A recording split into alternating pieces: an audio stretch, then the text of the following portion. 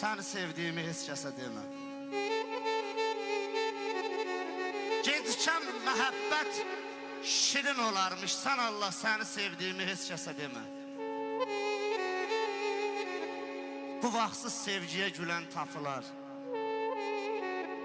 adımı qəlbimdən silən tapılar, bu sirri örgənib bilən tapılar, sən Allah səni sevdiyimi heç kəsə demə.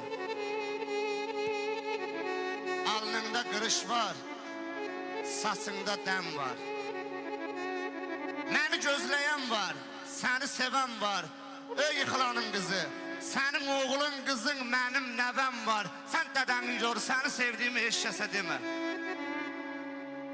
Sevənlər həsrətin əlindən qaçar, hansı bülbüllər gülündən qaçar, ehtiyatlı ol ha, dilindən qaçar, dərdiş səni sevdiyimi heç kəsə demə.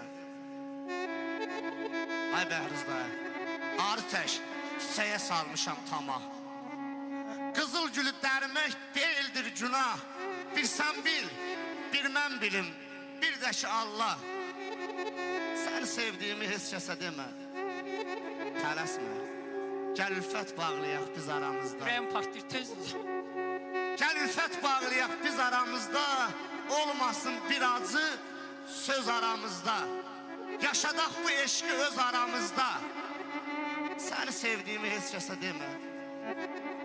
Gireyini bəylərəm tanısan məni, unutmaq olarmı olub keçəni, ey yıxılanın qızı.